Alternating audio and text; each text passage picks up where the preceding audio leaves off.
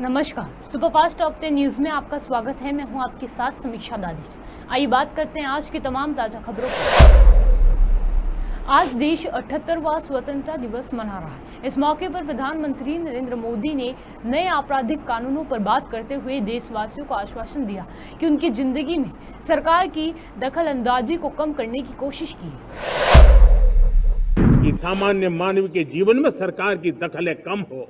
हमने देशवासियों के लिए 1,500 से ज्यादा कानूनों को खत्म कर दिया ताकि कानूनों की जंजाल के अंदर देशवासियों को फंसना न पड़े। जो क्रिमिनल लॉ थे, आज हमने उसको नए क्रिमिनल लॉ, जिसको हमने न्याय संहिता के रूप में, और जिसके मूल में दंड नहीं पर नागरिक को न्याय, इस भाव को हमने प्रबल बनाया है। हमारा जो मध्यम वर्गीय परिवार है, मध्यम वर्गीय परिवार को क्वालिटी ऑफ लाइफ, वो स्वाभाविक उसकी अपेक्षा रहती है। वो देश के लिए बहुत देता है, तो देश का भी दायित्व है कि उसकी जो क्वालिटी ऑफ लाइफ पे जो उसकी अपेक्षाएं हैं, सरकार की कठिनाइयों से मुक्ति की उसकी जो अपेक्षाएं हैं, उसको पूर्ण करने के लिए हम निरंतर प्रयास करते हैं। और मैंने तो सपना देखा है कि 2047 जब विकसित भारत का सपना होगा तो उसकी एक इकाई ये भी होगी कि सामान्य मानव के जीवन में सरकार की दखल कम हो। जहां सरकार की जरूरत हो वहां अभाव न हो, और जहां सरकार की बेकारण प्रभाव भी न हो, इस प्रकार की व्यवस्था पर हम प्रतिबद्ध हैं। मेरे प्यारे देशवासियों, हम छोटी छोटी जरूरतों पर भी ध्यान देते हैं, हम छोटी छोटी आवश्यकताओं पर ध्यान देते हैं और उसको लेकर हम चलते हैं। चाहे हमारे गरीब का घर का चूल्हा जलता रहे, गरीब की मां को कभी आंसू पी करके सोना न पड़े, और इसके लिए मुफ्त इलाज की योजना हमारी चल रही है। बिजली, पानी, गैस अब सैचुरेशन के मूड पर है, और जब हम सैचुरेशन की बात करते हैं वो 100% होता है। जब सैचुरेशन होता है तो उसको जातिवाद का रंग नहीं लगता है। जब सैचुरेशन होता है तो उसमें पांथिकता का रंग नहीं लगता है। जब सैचुरेशन का मंत्र होता है तब सच्चे अर्थ में सबका साथ सबका विकास का मंत्र साकार होता है। लोगों के जीवन में सरकार की दखल कम हो, उस दिशा में हमने हजारों कंप्लायंसेस के लिए सरकार सामान्य मानव पर बोझ डालती थी, उन सारे कंप्लायंसेस को दूर किया। हमने देशवासियों के लिए 1,500 से ज्यादा कानूनों को खत्म कर दिया ताकि कानूनों की जंजाल के अंदर देशवासियों को फंसना न पड़े। हमने छोटी छोटी गलतियों के कारण ऐसे कानून बने थे उनको जेल में अंदर धकेल दिया जाए। हमने उन छोटे छोटे कारणों से जेल जाने के जो परंपराएं थी, उन सारे कानूनों को नष्ट कर दिया और उसको कानूनों को जेल भेजने के प्रावधान को व्यवस्था से बाहर कर दिया है। आज हमने जो आजादी की विरासत के गर्व की बात हम जो करते हैं, सदियों से हमारे पास जो क्रिमिनल लॉ थे, आज हमने उसको नए क्रिमिनल लॉ, जिसको हमने न्याय संहिता के रूप में, और जिसके मूल में दंड नहीं पर नागरिक को न्याय, इस भाव को हमने प्रबल बनाया है। ईज ऑफ लिविंग बनाने के लिए देशव्यापी मिशन में काम कर रहे हैं। हर लेवल पर मैं सरकार के प्रतिनिधियों का आह्वान करता हूं। मैं जनप्रतिनिधि, वो किसी भी दल के क्यों न हो, किसी भी राज्य के क्यों न हो, सबसे आग्रह करता हूं कि हमने एक मिशन मोड में ईज ऑफ लिविंग के लिए कदम उठाने चाहिए। मैं हमारे युवाओं को, प्रोफेशनल्स को, सबको मैं कहना चाहता हूं, आप अपने स्थान पर जहां पर आपको छोटी छोटी दिक्कतें होती है, आप उसके सॉल्यूशन को लेकर के सरकार को चिट्ठी लिखते रहिए। सरकार को बताइए कि बिना कारण की कठिनाइयां है, उसको दूर करने से कोई नुकसान नहीं है। मैं पक्का मानता हूं आज सरकारें संवेदनशील है। हर सरकार, स्थानीय स्वराज्य की संस्था होगी या राज्य सरकार होगी या केंद्र सरकार होगी, उसको तवज्जो देगी। गवर्नेंस में रिफॉर्म्स, ये हमें विकसित भारत 2047 के सपने के लिए हमने उसको जोर लगा करके आगे बढ़ाना होगा, ताकि सामान्य मानवीय के जीवन में अवकाश ही अवकाश पैदा हो, रुकावटें खत्म होती चली जाए, नागरिकों के जीवन में सम्मान मिले। डिलीवरी के संबंध में कभी किसी को ये कहने की मोहब्बत ना आया कि ये तो मेरा हक था कि मुझे मिला नहीं, उसको खोजना न पड़े। सरकार के गवर्नेंस में डिलीवरी सिस्टम को और मजबूती चाहिए। आप देखिए देश में जब हम रिफॉर्म की बात करते हैं, आज देश में करीब करीब 3 लाख संस्थाएं काम कर रही है, चाहे पंचायत हो, नगर पंचायत हो, नगर पालिका हो, महानगर पालिका हो, यूटी हो, स्टेट हो, डिस्ट्रिक्ट हो, केंद्र, छोटी मोटी 3 लाख करीब करीब इकाइयां हैं। अगर ये हमारे 3 लाख इकाइयों को मैं आज आह्वान करता हूं कि अगर आप साल में अपने स्तर पर जिन चीजों की जरूरत है सामान्य मानव के लिए 2 रिफॉर्म करें, ज्यादा नहीं कह रहा हूं मेरे साथियों, एक पंचायत हो, एक राज्य सरकार हो, कोई विभाग हो, सिर्फ 1 साल में 2 रिफॉर्म और उसको जमीन पर उतारें। आप देखिए, हम देखते ही देखते 1 साल में करीब करीब 25-30 लाख रिफॉर्म कर सकते हैं। जब 25-30 लाख रिफॉर्म हो जाए तब सामान्य मानवी का विश्वास कितना बढ़ जाएगा, उसकी शक्ति राष्ट्र को नई ऊंचाई पर ले जाने में कितनी काम आएगी। और इसलिए हम अपने स्तर पर होती है चलती से मुक्ति पाकर के बदलावों के लिए आगे आए, हिम्मत के साथ आगे आए। और सामान्य मानवी की जरूरत, छोटी छोटी जरूरत होती है, पंचायत लेवल पर भी वो मुसीबतें झेल रहा है, उन मुसीबतों से हम मुक्ति दिलाएं तो मुझे पक्का विश्वास है कि हम सपनों को। पश्चिम बंगाल में हुए डॉक्टर के साथ दुष्कर्म और हत्या पर बोलते हुए भाजपा नेता अग्निमित्रा पॉल ने हमला किया है। उन्होंने कहा कि क्या ममता बनर्जी साक्ष्यों को नष्ट करने की कोशिश कर रही हैं? वे उसी घटना स्थल पर निर्माण कार्य कर रही हैं जिससे साक्ष्य खत्म हो जाए। पर दीवार में ब्लड का छींटा होगा, रहेगा, सीमेंट रह सकता है, बाल रह सकता है, नाखून रह सकता है, जिससे प्रमाण मिलेगा डीएनए टेस्टिंग से। वो कंस्ट्रक्शन करके, तोड़फोड़ करके सारा ममता बनर्जी खत्म कर देगा। मैं लड़की हूँ, लड़ सकती हूँ, ये प्रियंका गांधी वाड्रा बोल सकते हैं, लेकिन पश्चिम बंगाल महिला के लिए उनका कोई शब्द नहीं है। ये जो कांड किया है ना, डॉक्टर लोग बोल रहे हैं इसमें टीएमसी का कोई एमपी, उनका भतीजा इन्वॉल्व है, इसीलिए ममता बनर्जी का बहुत दुख हो रहा है। बहुत चेष्टा कर रहे हैं इसको डिविएट करने के लिए, ताकि असली जो खूनी है वो सामने ना आए, पकड़ ना पाए। देखिए, हम लोग पहला दिन से बोले थे कि ममता बनर्जी का पुलिस के ऊपर हमारा भरोसा नहीं है, हम लोग को सीबीआई चाहिए। और येस्टरडे ऑनरेबल हाई कोर्ट ने ये आदेश दिया है, तदंत का सीबीआई तदंत का। लेकिन जिस तरह से ममता का सरकार सारे जो प्रमाण है उसको लोपाट माने ध्वंस कर देने का साजिश रचा है। कल भी शाम से जहां पर क्राइम सीन, वहां पर कंस्ट्रक्शन चालू हुआ है, बोल रहे कि डॉक्टर्स रेस्ट रूम बना रहे, तो आप बोलिए जहां पर क्राइम सीन है वहां पर दीवार में ब्लड का छींटा होगा, रहेगा, सीमेंट रह सकता है, बाल रह सकता है, नाखून रह सकता है, जिससे प्रमाण मिलेगा डीएनए टेस्टिंग से। वो कंस्ट्रक्शन करके, तोड़फोड़ करके सारा ममता बनर्जी खत्म कर देगा। तो हम लोग चाहते हैं कि हमारा भाया को जस्टिस मिले, लेकिन मालूम नहीं मिलेगा कि नहीं। राहुल गांधी ने आज ट्वीट करके कहा कि ये बहुत ही निंदनीय घटना है, लेकिन नई सरकार को राहुल गांधी, प्रियंका गांधी जब हाथरस होता है, उन्नाव होता है, तब चले जाते हैं, जब मणिपुर होता है तब चले जाते हैं, और आज पश्चिम बंगाल में आए नहीं। आज एक ट्वीट का मार्फत तो इतना तो बोलना चाहिए कि मुख्यमंत्री ममता बनर्जी आप इस्तीफा दीजिए। नियम तो सबके लिए एक होना चाहिए। मैं लड़की हूँ, लड़ सकती हूँ, ये प्रियंका गांधी वाड्रा बोल सकते हैं, लेकिन पश्चिम बंगाल महिला के लिए उनका कोई शब्द नहीं है। यही है इन लोग का हिपोक्रेसी और इन लोग का डबल स्टैंडर्डनेस। शेम, शेम, धिक्कार है। राहुल गांधी कह रहे हैं कि इस तरह की घटना नहीं होना चाहिए, इसमें नई सरकार करेंगे तो नहीं, क्योंकि इंडी जोट का तो पार्टनर है आज ममता बनर्जी, तो ममता बनर्जी को बोलने का तो साहस उनको है नहीं, तो उनका यही द्विचारिता है, उनका यही डबल स्टैंडर्डनेस है। ममता बनर्जी का इस्तीफा, हम लोग का एक डिमांड है, ममता बनर्जी का इस्तीफा। हम लोग को विचार चाहिए। आगे में अभया जैसा निर्भया जैसा कोई भी ऐसा घटना नहीं होना चाहिए पश्चिम बंगाल में। प्रिया प्रसाद को दोषी साबित कर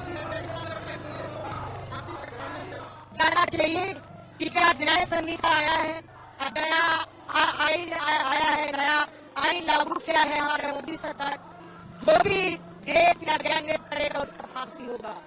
लेकिन ये जो कांड किया है ना, डॉक्टर लोग बोल रहे हैं इसमें टीएमसी का कोई एमपी उनका भतीजा इन्वॉल्व है, इसीलिए ममता बनर्जी का बहुत दुख हो रहा है। बहुत चेष्टा कर रहे हैं इसको डिविएट करने के लिए ताकि असली जो खूनी है वो सामने ना आए, पकड़ ना पाए। जिस तरह से कहा जा रहा है प्रिंसिपल ने इस्तीफा दे दिया अपनी सरकारी नौकरी से, 4 घंटे के अंदर उनको फिर से एक नया पोस्टिंग मिला है, क्या कहना चाहेंगे?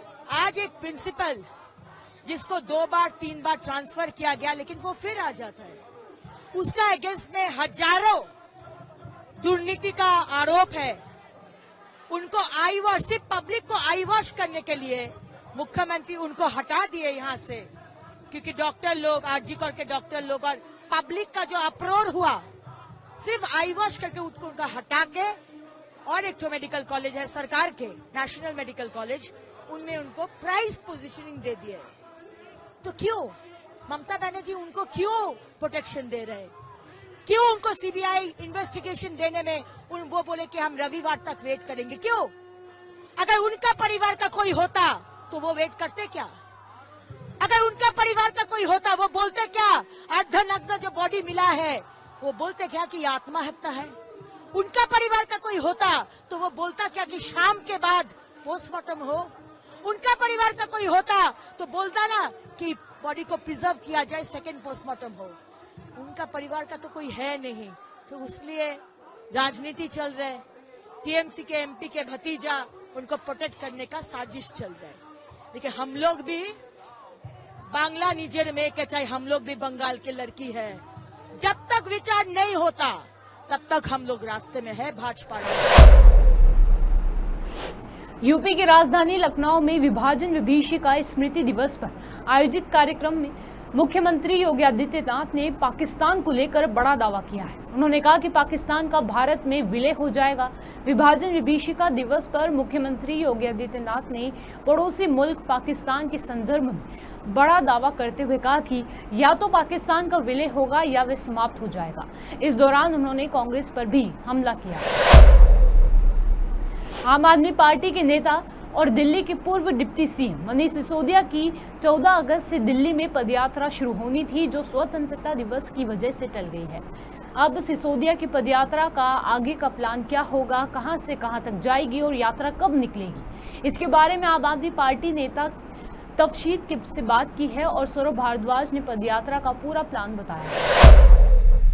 जैसा कि आप लोगों को मालूम है कि मनीष जी 17 महीने केंद्र सरकार के षड्यंत्रों के कारण जेल में रहे और सुप्रीम कोर्ट ने उनको जमानत दी और उसके बाद पार्टी की तरफ से अनाउंसमेंट की गई थी कि 14 तारीख से, यानी कि आज से, मनीष जी दिल्ली के अलग अलग इलाकों में पदयात्रा करेंगे, लोगों से मिलेंगे। आज ये पदयात्रा ग्रेटर कैलाश विधानसभा में होनी तय थी, मगर कल दिल्ली पुलिस की तरफ से कहा गया है कि सुरक्षा और सतर्कता के कारणों से स्वतंत्रता दिवस से पहले उसकी पूर्व संध्या पे इसको ना करके इसको पोस्टपोन कर दिया जाए 1-2 दिन, तो बेहतर होगा, क्योंकि मामला स्वतंत्रता दिवस का है, सुरक्षा और सतर्कता का है। और हमें लगा कि पुलिस की सलाह जेन्युइन सलाह है, तो मनीष जी ने ये कहा है कि इस पदयात्रा को 14 अगस्त को ना शुरू करके 16 अगस्त से शुरू करेंगे, यानी कि स्वतंत्रता दिवस के अगले दिन से शुक्रवार को उसी समय 5 बजे ग्रेटर कैलाश विधानसभा में डीडीए फ्लैट्स कालकाजी इलाके में पदयात्रा की शुरुआत जो है की जाएगी। हम नहीं चाहते कि इस अच्छे मौके पे किसी भी तरीके का कन्फ्रंटेशन पुलिस से किया जाए। जब हमें लगा कि वो सलाह जेन्युइन है तो हमने उनकी सलाह मानी है। ये आप लोगों को सूचना देनी थी। अगर आपके पास कोई प्रश्न है तो आप पूछ सकते हैं। और कि ऐसा भी है कि क्या मुख्यमंत्री के जन्मदिन से आप लोग शुरुआत करना चाहते हो? देखिए, ये हमारा जो है मंशा नहीं थी। हो सकता है कि ऊपर वाले को ये मंजूर हो, ऊपर वाले का ये डिजाइन हो, क्योंकि दिल्ली पुलिस की सलाह हो और हम मान भी लें तो इसके अंदर तो प्रकृति का कुछ ना कुछ जो है हस्तक्षेप है। तो ये तो और भी शुभ हो गया कि मुख्यमंत्री जी के जन्मदिन से, हालांकि उनका जन्मदिन तारीख के हिसाब से 16 अगस्त है, मगर हिंदू तिथि के हिसाब से उनका जन्मदिन जो है जन्माष्टमी पे है, 26 अगस्त को। तो ये भी एक अच्छा सरकार के लिए जो है और पार्टी के लिए जो है अच्छा संकेत है कि उनके जन्मदिवस से मनीष जी जो है इस पदयात्रा की शुरुआत करेंगे। 16 अगस्त ग्रेटर कैलाश विधानसभा डीडीए फ्लैट्स कालका जी विधायक कार्यालय से शुरुआत करेंगे। ये चलती ही रहेगी, ये तो चलती रहेगी। 5 बजे क्या करीब 1 महीने चलेगी या इलेक्शन तक चलती रहेगी? अभी तो चलेगी, फिर बीच बीच में आकलन करेंगे। सभी दिल्ली के इलाकों को हम लोग कवर करेंगे। अभी तो इसकी शुरुआत कर रहे हैं, जैसे जैसे प्लान बन रहा है तब तक चलाएंगे। अगर कोई और कार्यक्रम पार्टी का तय हो जाएगा फिर उस कार्यक्रम में इसको जो है तब्दील करेंगे। रामनगरी अयोध्या में अजीब मामला सामने आया है। अयोध्या राम पर पेड़ों पर लगी लाइट की कथित चोरी का मामला सामने आया, जिसमें प्रशासन का स्पष्टीकरण आया है। अयोध्या के कमिश्नर गौरव दयाल ने इस बात को नकारा है, जिसमें उन्होंने कहा कि ये संभव नहीं कि इतनी सारी लाइट चोरी हो जाए। नाबालिग से रेप के हाई प्रोफाइल मामले में पीड़िता के बयान के बाद कन्नौज पुलिस ने एफआईआर में आरोपी नवाब सिंह के खिलाफ धाराओं की बढ़ोतरी करते हुए पीड़िता की बुआ का भी नाम शामिल किया है। साथ ही रेप की धारा भी जोड़ी गई है। बताया गया कि बुआ पर पुलिस को केस से शक हुआ, वहीं अब बुआ फरार है और उसकी गिरफ्तारी के लिए पुलिस ने 6 टीमों का गठन किया है। कश्मीर में आतंकी मुठभेड़ में उत्तराखंड के एक और लाल ने सर्वोच्च बलिदान दिया। स्वतंत्रता दिवस उल्लास के एक दिन पहले देहरादून निवासी कैप्टन दीपक सिंह के कश्मीर के डोडा जिले में आतंकियों से मुठभेड़ के दौरान शहीद हो गए। कैप्टन दीपक सिंह दहशतगर्दों के खिलाफ चलाए जा रहे अभियान में शामिल थे। शहीद captain Deepak Singh encounter emergency 48 राष्ट्रीय राइफल्स में सिंगल अधिकारी के पद पर तैनात थे। ऑपरेशन के दौरान वो QRT का नेतृत्व कर रहे थे। उनकी टीम में डोडा के शिवगढ़ धार इलाके में छिपे आतंकी की तलाशी में जुटी थी। इसी दौरान दहशतगर्दों से मुठभेड़ हुई। बहादुरी से मुकाबला करते हुए कैप्टन ने अजीम शहादत हासिल की। तेलंगाना में राज्यसभा उपचुनाव के लिए कांग्रेस ने अभिषेक मनु सिंघवी को अपना उम्मीदवार बनाया है। कांग्रेस अध्यक्ष मल्लिकार्जुन खड़गे ने अभिषेक मनु सिंघवी की उम्मीदवारी को अभिषेक मनु सिंघवी एक जाने माने कानूनी विशेषज्ञ और राजनेता हैं। वे पहले भी राज्यसभा के सदस्य रह चुके हैं। वहीं हम आपको बता दें कि BRS के राज्यसभा सांसद के रूप में केशव राव ने इस्तीफा दे दिया था, जिससे ये सीट खाली हुई है। वे BRS छोड़ कांग्रेस में शामिल हो गए। अब उपचुनाव में इस खाली सीट पर कांग्रेस की जीत आसान लग रही है। तेलंगाना में कांग्रेस के पास बड़ा बहुमत और उससे ये सीट जीतना तय है। बिहार के पूर्व मंत्री और वरिष्ठ नेता रामजतन सिन्हा बुधवार को कांग्रेस में शामिल हो गए। नई दिल्ली में राज्यसभा सांसद सैयद नासिर हुसैन, बिहार कांग्रेस के प्रभारी पवन खेड़ा और प्रदेश अध्यक्ष अखिलेश सिंह के समक्ष उन्होंने कांग्रेस का दामन थामा। वहीं मैं आपको बता दें कि रामजतन सिन्हा पहले कांग्रेस में ही थे, बाद में वो JDU में शामिल हो गए। इजराइल के बेहद कट्टरवादी यानी शिद्दत पसंद लीडर और इस वक्त नेतन्याहू सरकार में वजीर इतामार बेन गोविन ने सैकड़ों इजरायलियों के साथ मंगल को रोज यरूशलेम में तमाम रोक के बावजूद वजीद होकर अल अक्सा मस्जिद पहुंच गए हैं। उसके साथ पुलिस के जवान भी चल रहे हैं। ये लोग कोई यहूदी प्रेयर या भजन गाते हुए उन जगहों पर भी पहुंच गए जहां के लिए इंटरनेशनल लेवल पर ये पहले ही तय है कि वहां सिर्फ मुसलमान ही इबादत कर सकते हैं। यहूदी और ईसाई ने पूरी दुनिया से इस बेन गवीर और इजराइल की उकसाने वाली कार्यवाही माना है। इजराइल के मिनिस्टर की इस हरकत को अरब ममालिक ने मस्जिद ए अक्सा की बेहुरमती माना। सुपरफास्ट टॉप 10 न्यूज में आज के लिए सिर्फ इतना ही। देश और विदेश की तमाम बड़ी खबरों से जुड़े रहने के लिए देखते रहिए पॉपुलर टीवी। धन्यवाद।